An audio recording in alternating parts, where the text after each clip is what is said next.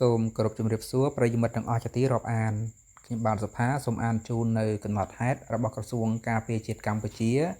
នៅថ្ងៃទី17ខែកញ្ញាឆ្នាំ2025នេះកំណត់ហេតុរបស់ក្រសួងការពារជាតិកម្ពុជាស្ដីអំពីអំពើហិង្សានៅភូមិព្រៃច័ន្ទឃុំអូ3ជាន់ស្រុកអូជ្រៅខេត្តបន្ទាយមានជ័យដែលបង្កឡើងដោយភាគីថៃនៅថ្ងៃទី17ខែកញ្ញាឆ្នាំ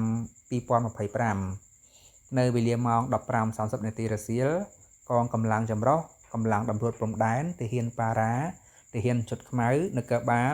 និងប្រជាពលរដ្ឋស្រុកគោកធ្យូងរបស់ប្រទេសថៃប្រហែលជា300នាក់ប្រដាប់ដោយអាវុធគ្រប់ដៃមានឧបករណ៍សម្រាប់ទប់ស្កាត់បាតុកម្មនិងកាន់ចម្ពាមកៅស៊ូបានចូលមកធ្វើសកម្មភាពរាយបន្លាលួសនៅភូមិព្រៃច័ន្ទឃុំអូ3ជាន់ស្រុកអូជ្រៅខេត្តបន្ទាយមានជ័យនៅវេលាម៉ោង 16:20 នាទីរសៀលកងកម្លាំងចម្រុះរបស់ភាគីថៃ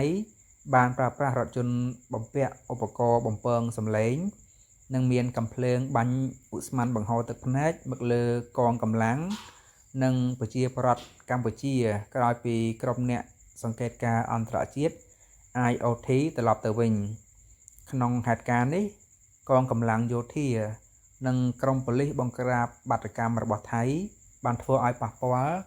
យ៉ាងធ្ងន់ធ្ងរដល់ក្រដាសត្រចៀកប្រព័ន្ធខួរក្បាលព្រមទាំងបង្កអំពើហិង្សាមកលើប្រជាពលរដ្ឋខ្មែរដោយប្រើប្រាស់ឧបករណ៍បង្ក្រាបបាតុកម្មនិងចម្ពាមកៅស៊ូក្របឃ្លីដែលបណ្ដាលឲ្យប្រជាពលរដ្ឋនិងព្រះសង្ឃចំនួន28អង្គនាក់ដួលសន្លប់និងរងរបួសធ្ងន់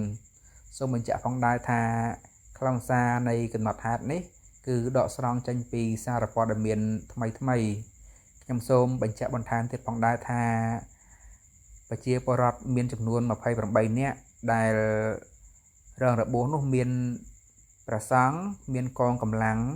ដែលសរុបទៅ28នាក់ដោយសារតែស្នាដៃយោធាថៃហើយក្នុងនោះមានប្រជាពលរដ្ឋដែលរងរបួសក៏ដូចជាព្រះសង្ឃត្រូវរបួសដៃឬក៏ត្រូវរបួសចំពោះហើយមានអ្នកពលផ្សែងក៏ដូចជាមានកងកម្លាំងម្នាក់ដែលត្រូវបែកក្របភ្នែកត្រូវបានបញ្ជូនទៅមន្ទីរពេទ្យសូមអរគុណសម្រាប់ការតាមដានព័ត៌មាននេះ